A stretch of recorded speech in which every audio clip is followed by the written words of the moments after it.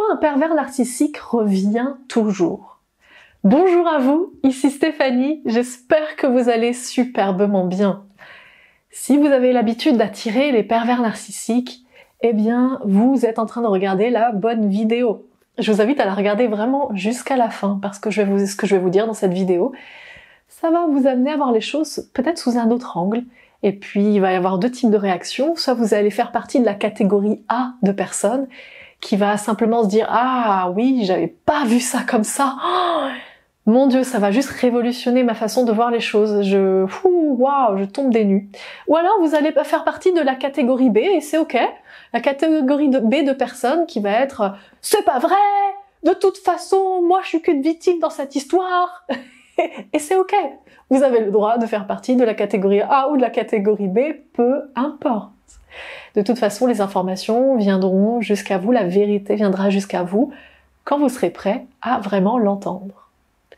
Donc, c'est parti, dans cette vidéo, je vous parle des pervers narcissiques et pourquoi quand on est entouré d'un pervers narcissique ou d'une perverse narcissique, en général, ce n'est pas la seule perverse narcissique ou le seul pervers narcissique qui fait partie de notre entourage. En général, quand on a tendance à en attirer un, eh bien on va en attirer un deuxième, et puis un troisième, un quatrième, et c'est comme s'il revenait tout le temps, constamment, c'est quand même fou ça.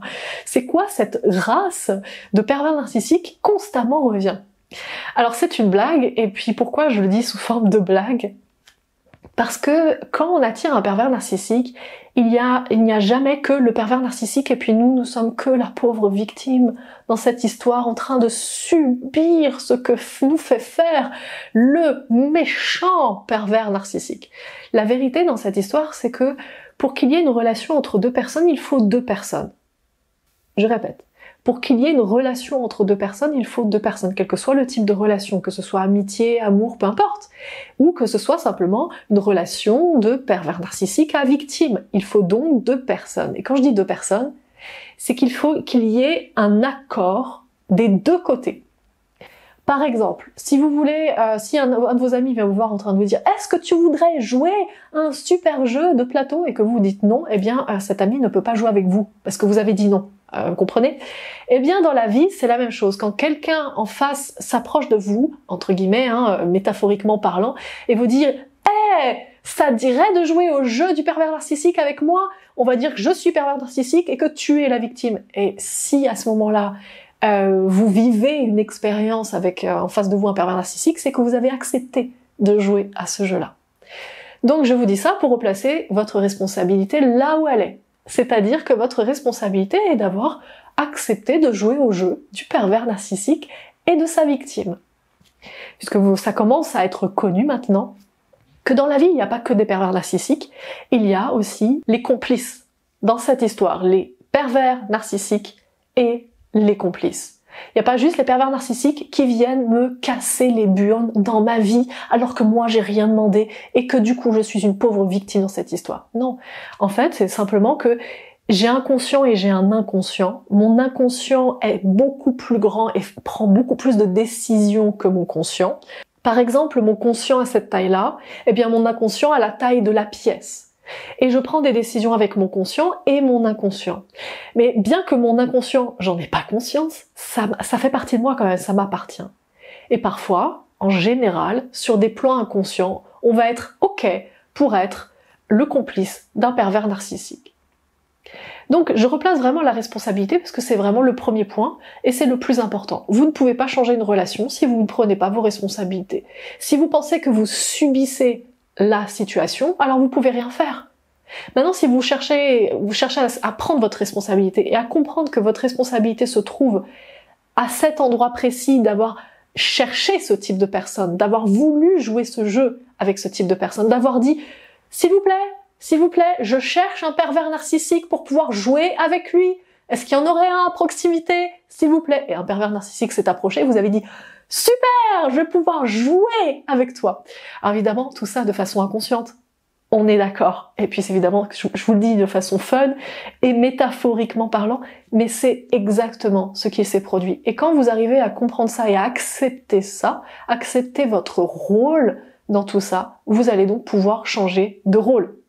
Vous allez pouvoir vous extraire de cette impression d'être victime, en prenant votre responsabilité et donc en pouvant simplement jouer un autre rôle, celui de bah non, t'es pervers narcissique, non moi je joue pas à ce jeu-là, ça m'intéresse pas. Et donc comme ça vous intéresse pas, vous allez plus que attirer dans votre vie des gens qui vont pas vouloir jouer ce jeu avec vous non plus, parce que vous allez pas vouloir. Maintenant dans cette deuxième partie de vidéo, je vais vous expliquer pourquoi certaines personnes, on les qualifie de pervers narcissiques. Qu'est-ce qu'on voit chez eux qui fait que ça en fait des pervers narcissiques? Puisque quand je vous ai parlé de notre responsabilité à attirer des pervers narcissiques, c'est-à-dire notre responsabilité à vouloir jouer un jeu avec eux, c'est également notre responsabilité à leur proposer un rôle. Je veux jouer au jeu du pervers narcissique et de sa victime. Voudrais-tu, s'il te plaît, endosser le rôle du pervers narcissique? Oui, super, génial, c'est parti, on va jouer, ça va être douloureux, mais c'est pas grave, c'est le jeu que je veux jouer. Donc, vous avez la possibilité, et c'est ce qu'on fait inconsciemment, proposer des rôles aux gens qui nous entourent. Inconsciemment, on leur propose des rôles, et inconsciemment, ils les acceptent ou ils les acceptent pas. La façon dont on se comporte va modeler les comportements des gens en face de nous. On se comporte comme une victime, eh bien ça va faire que les gens en face vont se comporter comme des pervers narcissiques.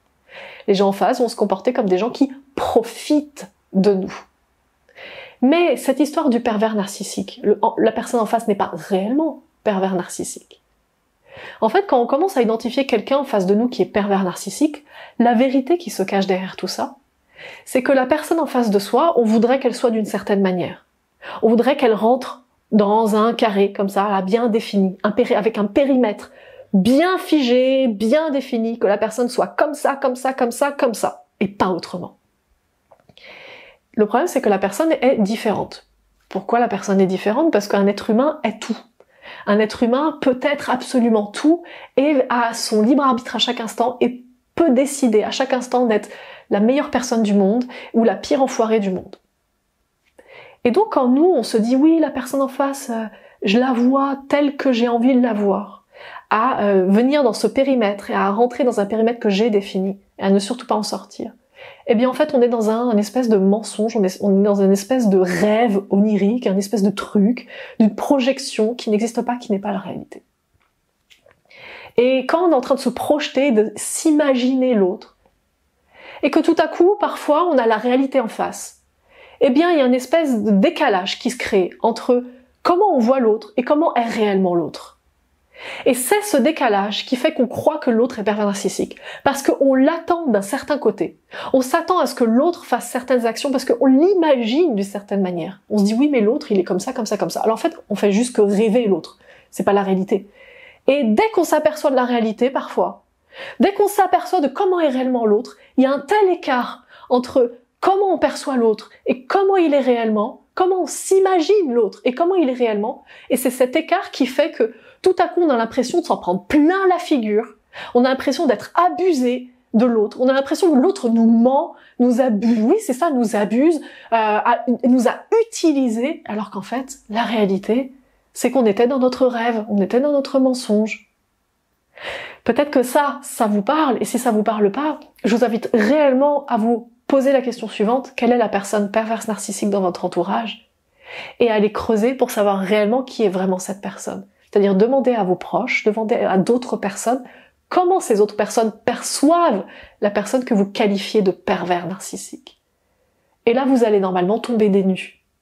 Puisque les autres personnes vont vous décrire quelqu'un que vous n'aviez même pas vu.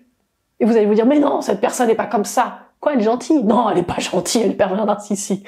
On peut compter sur elle? Mais non, on peut pas compter sur elle, elle est pervers narcissique. Et en fait, les personnes vont vous décrire une autre personnalité. Vous, tout ce que vous voyez, c'est pervers narcissique. Mais pourquoi? C'est parce que ce que vous voyez de la personne, c'est cet écart entre ce que vous voulez, comment vous voulez voir la personne, et ce qu'elle est réellement. Si vous aimez le travail que je fais, si vous avez aimé le contenu de cette vidéo, je vous invite à vous abonner à ma chaîne YouTube. Prenez s'il vous plaît juste 2 secondes de votre vie pour vous abonner à ma chaîne YouTube en cliquant juste en dessous. Et puis si vous voulez en savoir plus sur ce que je propose, que ce soit en termes de formation gratuite, de quiz gratuit ou de formation payante pour aller beaucoup plus loin, ou d'accompagnement privé avec moi, je vous invite à regarder juste en dessous de cette vidéo. J'ai plus qu'à vous embrasser fort. Surtout prenez bien soin de vous, parce que vous êtes la personne la plus importante de votre vie. Et puis je vous dis à très bientôt.